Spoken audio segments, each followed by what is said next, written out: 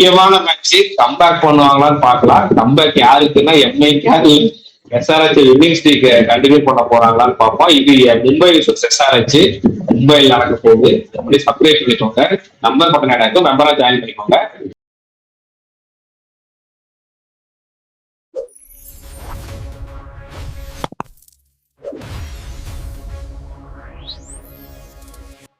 முதல்ல அப்டேட் கொடுத்துடலாம். Update Rohit Sharma available, Will Jacks available, Santner unavailable. அதுக்கு பதிலாக கேசவ் மகராஜ் உள்ள வந்திருக்காரு ரீப்ளேஸ்மெண்டா. கேசவ் மகராஜ் ரீப்ளேஸ்மெண்ட் பத்தி பேசலாம். என்ன நினைக்கிறீங்க? ஆடுவாங்களா? தெரிஞ்சு கொஞ்சம் டவுட் தான். உங்களுக்கு எல்லாம் பிளேயர் கிடைச்சிருச்சு வந்தாச்சு. சும்மா நீங்க எடுத்து ஸ்ட்ரெயிட் ரீப்ளேஸ்மெண்ட்டுங்க பாருங்க. நீங்க என்னதான் ருத்ரபோட குறை சொன்னாலும் அவரு தான் ஆட போறாரு. என்னடா பண்ணலாங்கும் போது சாண்ட்னரே அவரே கையை உடைச்சிட்டு கிளம்பிட்டாரு. கரெக்டா அதுக்கு இவங்க ஆடுவாங்க மகாராஜ். ஏன்னா உடனே ரீப்ளேஸ்மெண்ட் சைன் பண்ணி அவர் வந்துட்டாரு இங்க. மகாராஜ் இங்க வந்து பிராக்டிஸ் பண்ணிட்டு கூட கண்டிப்பா ஆட மாட்டாங்க. வாய்ப்பே கிடையாது. 100 கூட ஆட மாட்டாங்க. ஆடுவாங்கன்னு சொல்றேன். இந்த மேட்ச்ல ஆடுவாங்க வந்து வான்கேடர் கொஞ்சம் ஃபிங்கர் ஸ்பின்னர் கொஞ்சம் ஹெல்ப் இருக்கும். அதுக்கு யோசிக்கலாம். ஆனா ட்ரை பண்ணிடுவாங்க. ஏன்னா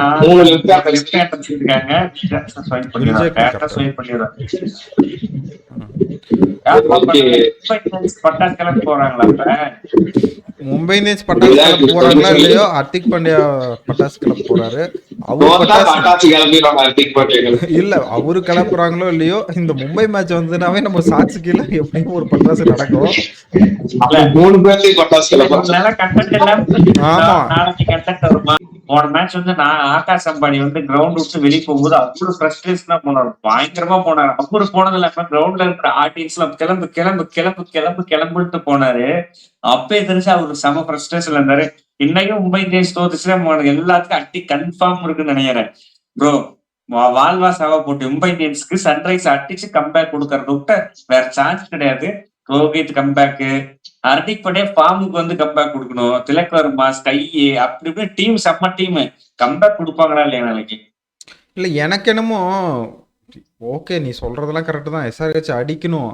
பட் ஆனா எனக்கு எம்ஐ மேல எனக்கு இன்னுமே லிட்டில் பிட் டவுட் இருக்கு. இன்னுமே டீமா நீ என்னதான் பேசினாலும் தனித்தனியா ஆனாலும் டீமா ஜெல் ஆகணும். எனக்கு என்னமோ ஜெல் ஆகிற மாதிரி தெரியல. எல்லாம் என்ன பண்ணிட்டாங்கன்னா எப்ப ஆக்ஷன் வரும்னு ரெடியா இருக்காங்க. அதுக்கு தான் இந்த டீம் கிளம்பிட்டு இருக்குன்னு நினைக்கிறேன். எனக்கு ரொம்ப எல்லா பிளேயர்ஸும் அடிப்பாங்க எனக்கு தோணவே இல்லை. இப்பயுமே தோணல. இல்ல அது இல்லாம அந்த கம்பேக் பண்ண ஜிடி மேட்ச் பாத்தீங்கன்னா அந்த திலக் வர்மா இன்னிங்ஸ் தான் மாத்துச்சு. அது இல்லைன்னா அந்த மேட்சும் புஷ்வான மட்டும் தான் போயிருக்கும். அதனால தோணல. ரோஹித் சர்மா இருக்கா நாளைக்கு ரோஹித் சர்மா இன்னிங்ஸ் எவ்வளவு முக்கியமா இருக்க போகுதுன்னு தான் பாக்கணும். நாளைக்கு ரோஹித் சர்மா 2 ஓவர் ஆடுவாரு. பாக்கலாம். நாளைக்கு ஒரு செஞ்சுரி இருக்கு ரோஹித் சர்மா. கம்முன்னு இருங்க. ஏங்க இல்ல சன்ரைஸ் பவுலிங் அட்டாக் அகைன்ஸ்ட் அடிக்கலாம். ஓரளவு சுமாரான பவுலிங் அட்டாக் தானே. ஓரளவு புகழ்ச்சி அணியா பாத்துக்கடா நந்தா. அப்படியே எங்க கிட்ட என்னங்க எங்க வீடு சின்ன வீடு தாங்க. ரோஹித் சர்மா ஒரு ஆட்டம் இருக்கு ப்ரோ. நாளைக்கு ரோஹித் சர்மா ஆட்டம் இருக்கு. அந்த டீம்ல டிகேக் இருக்கிறான்னு போயிட்டு நம்ம அடிச்சுட்டு போய் எடுத்துட்டு வர மாட்டாங்க. மறுபடியும் பிரபுல்கிட்ட ஒட்டம் போறாங்க. பிரபுல்கிட்டே பவர் பிளேயர் நல்லா போட மாட்டேங்கிறான். செய்யறாங்க. டெத் ஓவர்ல வந்து நல்லா ஆங்கர் போறேன் நல்லேன்னு சொல்லல. ஆனா பவர் பிளேயர்ல வந்து அட்டி அடிச்சிடறாங்க. முதல்ல ஒரு 20 30 அவன் போர்ல இருந்து நாளைக்கு டிகேக்கு நல்லா இருக்கும். இங்க மாறி வருது. நம்ம ஆளு சும்மா ரோஹித் சர்மா வரும். நாளைக்கு நல்லா ஃபுல் செட். அது ஒரு நல்ல சிக்ஸும் போவோம். பொட்டி ground, batting ground. Average score 220 தான் மும்பைல first innings average score. Second innings average score 228 பேசி. அதனாலதான் வந்து எல்லாருமே சேசிங் பண்ண ட்ரை பண்றாங்க. ஆனா சன்ரைஸ் வந்து சேசிங் பண்ண பார்த்தாங்கன்னா நாளைக்கு எல்லாம் தோத்து போயிருவாங்க. ஃபர்ஸ்ட் பேட்டிங் ஆடணும். ஆமா மும்பை இந்தியன்ஸ் வந்து இப்படி ஆனாலும் நாளைக்கு ஜெயிச்சிருவாங்க. எப்படி இருக்குன்னு நினைக்கிறீங்க? இந்த கிறிஸ் பகத், அப்புறமேட்டு வந்து அஸ்வினி குமார், பும்ரா, தக்ரத்பாரு, சேட்னர் இன்ஜுரி. அதுக்கு மேல வில் ஜாக்ஸோ, ஹர்திக் பாண்டியா நாளைக்கு மேனேஜ் கொண்டு வைங்க. வில் ஜாக்ஸ் வந்தாருன்னா பேட்டிங் ஸ்ட்ராங் ஆகும், பவுலிங்கும் ஸ்ட்ராங் ஆகும். எனக்கு தெரிஞ்சாலும் நாளைக்கு டாப்ல வந்து 3 லெஃப்ட் ஹேண்டர்ஸ் இருக்காங்க. போன வருஷம் வந்து நல்லா பெர்ஃபார்ம் பண்ணாரு. சன்ரைஸ் மேட்சுக்கு 2 மேட்சுக்குமே நல்லா பெர்ஃபார்ம் பண்ணாரு. அதே மாதிரி வந்து ஆர்சிபில இருக்கும் போது வந்து ஃபர்ஸ்ட் அந்த ஹைதராபாத்ல நடந்த மேட்ச் நல்லா பெர்ஃபார்ம் பண்ணாரு. ஹைதராபாத்தோட வந்து வில் ஜாக்ஸ் வந்து நல்ல ரெக்கார்ட் இருக்கு. அதனால கண்டிப்பா அவர் ஆடுவாங்க நாளைக்கு. அவரு தான் குஷன் ஃபேக்டர் மும்பை இந்தியன்ஸ் வின்னிங்க்கு. சரி ஓகே, உங்ககிட்ட கடைசி ஒரு கேள்வி கேட்கணும். ஹர்திக் பாண்டியா இந்த மேட்சை பற்றி என்ன நினைக்கிறீங்க? ஹர்திக் பாண்டியாவோட கேப்டன்சியா இல்லை பேட்டிங்கா எதை இம்ப்ரூவ் பண்ணால் மும்பை வந்து இதுக்கு வெற்றிக்கு திரும்பும்? மூணுமே நான் என்ன சொல்றேன், இருங்க நான் தான் சொல்கிறேன். நான் 3 பேர் கூட சொல்ல மாட்டேன். Hardik Pandya captaincy plus bowling. ஏன்னா பவுலிங் தான் கொஞ்சம், பேட்டிங் கூட யாராவது ஒருத்தர் அடிச்சிருவாங்கன்னு வைங்க. கேப்டன்சி பவுலிங்கும் கொஞ்சம் இம்ப்ரூவ் பண்ணிட்டாலே அவரோட ஃபார்ம் பேட்டிங் தன்னை போல ஆடிடுவாருன்னு நினைக்கிறேன். அதுல கான்பிடன்ஸ் வந்தா. இல்லை நீங்கள் சொல்கிறதெல்லாம் கரெக்டு தான். அப்போ கேப்டன்சி இம்ப்ரூவ் பண்ண தேவை இல்லையா?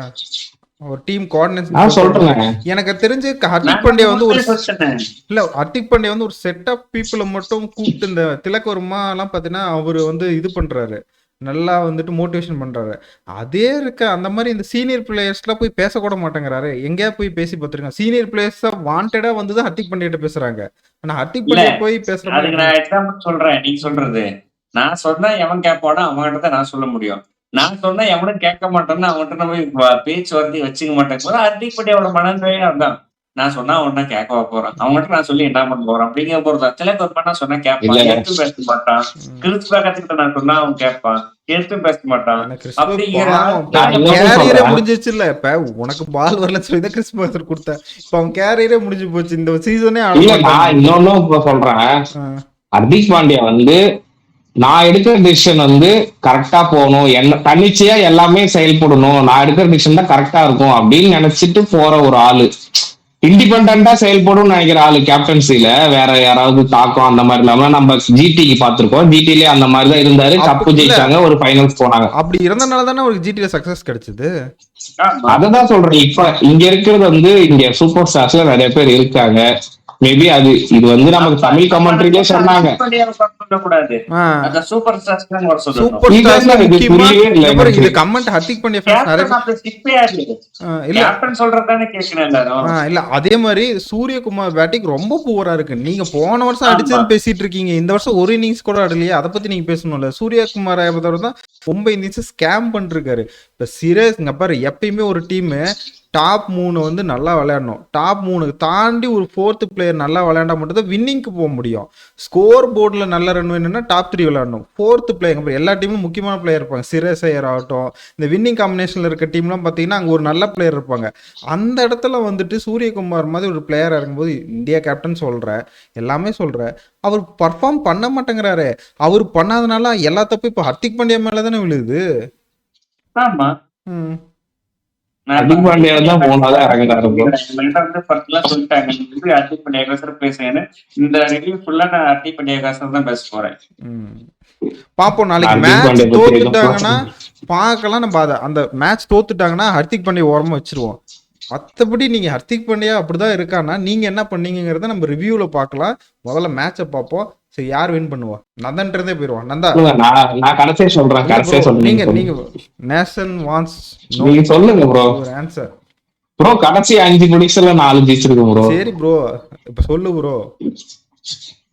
Mumbai Indians bro. ரைட்டாவே மும்பை இந்தியன்ஸ்.